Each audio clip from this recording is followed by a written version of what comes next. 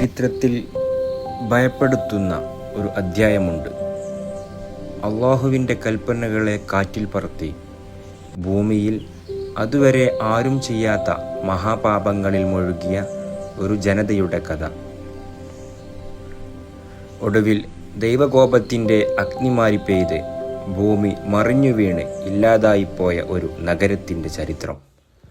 അതാണ് ലൂത്ത് നബിയുടെയും അവിടുത്തെ ജനതയുടെയും ചരിത്രം.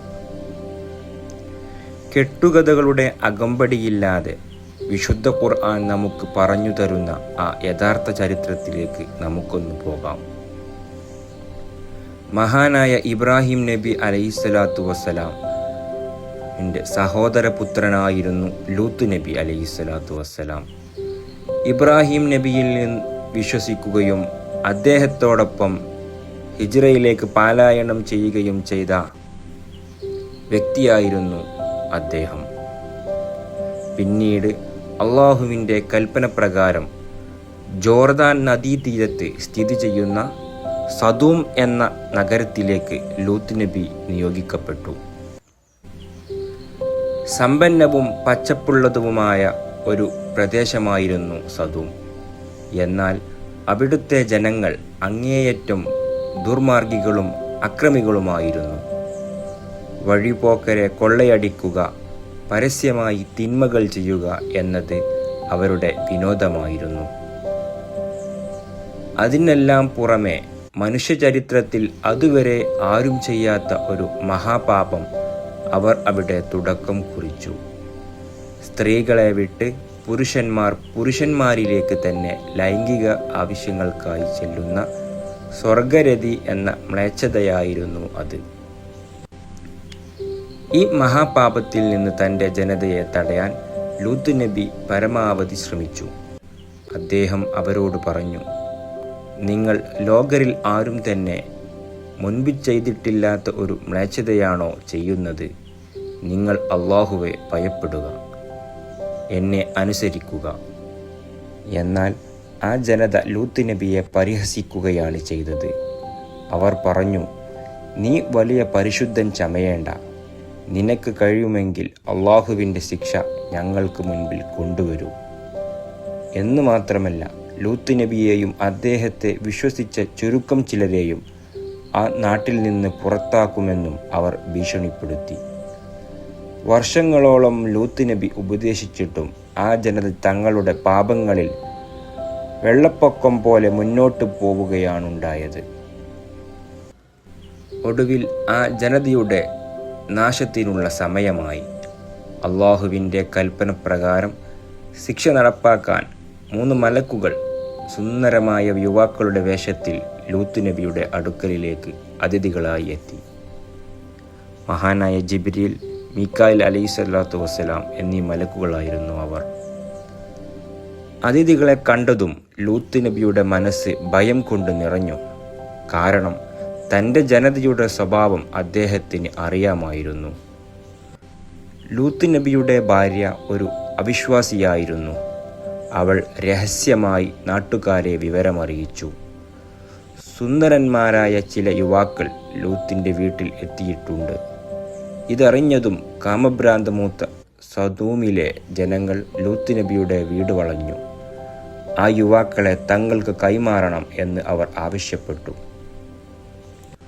ലൂത്ത് നബി അവരോട് കെഞ്ചി പറഞ്ഞു, എൻ്റെ അതിഥികളെ മുൻപിൽ എന്നെ നിങ്ങൾ നാണം കെടുത്തരുത്. നിങ്ങൾ അള്ളാഹുവെ ഭയപ്പെടൂ. എന്നാൽ അവർ പ്രവാചകനെ തള്ളിമാറ്റി വീടിൻ്റെ വാതിൽ പൊളിക്കാൻ നോക്കി. ഈ സമയം അതിഥികളായി വന്ന മലക്കുകൾ തങ്ങളുടെ യഥാർത്ഥ ഭാവം വെളിപ്പെടുത്തി. അവർ ലൂത്ത് നബിയോട് പറഞ്ഞു, ലൂത്തേ, ഭയപ്പെടേണ്ട. ഞങ്ങൾ നിന്റെ രക്ഷിതാവിൻ്റെ ദൂതന്മാരാണ്. ഇവർക്ക് ഞങ്ങളുടെ അടുത്തേക്ക് എത്താൻ കഴിയില്ല.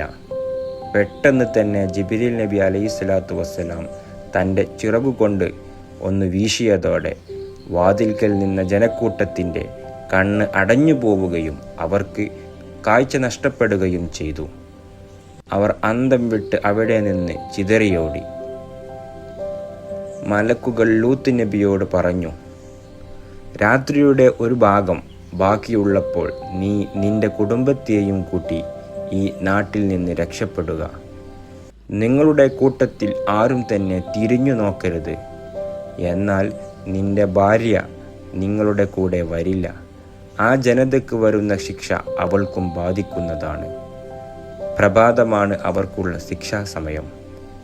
ലൂത്ത് നബിയും വിശ്വാസികളും ആ രാത്രിയിൽ സദും നഗരത്തിൽ നിന്നും പുറത്തു കടന്നു. പ്രഭാതത്തിൻ്റെ ആദ്യ കിരണങ്ങൾ വീണതോടെ അള്ളാഹുവിൻ്റെ അതിഭയങ്കരമായ ശിക്ഷ ആ നഗരത്തിന് മേൽ പതിച്ചു. ഖുർആൻ ആ രംഗം വിവരിക്കുന്നത് ഇങ്ങനെയാണ്: അങ്ങനെ നമ്മുടെ കൽപ്പന വന്നപ്പോൾ ആ നഗരത്തെ നാം കീഴ്മേൽ മറിച്ചു കളഞ്ഞു. ചുടുകട്ടകൾ കൊണ്ടുള്ള കല്ലുമഴ നാം അതിന്മേൽ വർഷിക്കുകയും ചെയ്തു. സൂറത്ത് ഹൂദിലെ 82-83 ആയത്ത്.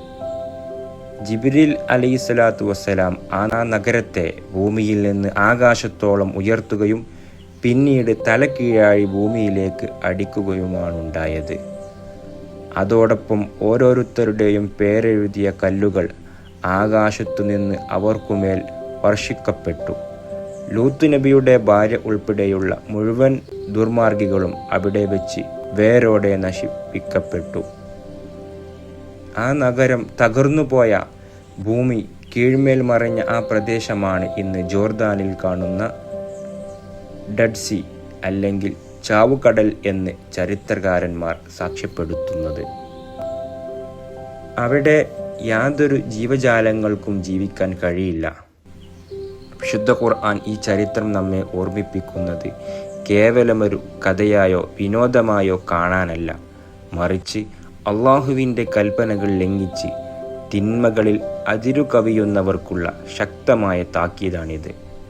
വരും തലമുറകൾക്ക് ചിന്തിക്കാൻ അള്ളാഹു ബാക്കി വച്ച വലിയൊരു അടയാളമാണ് ലൂത്ത് നബിയുടെ ജനതയുടെ ചരിത്രം.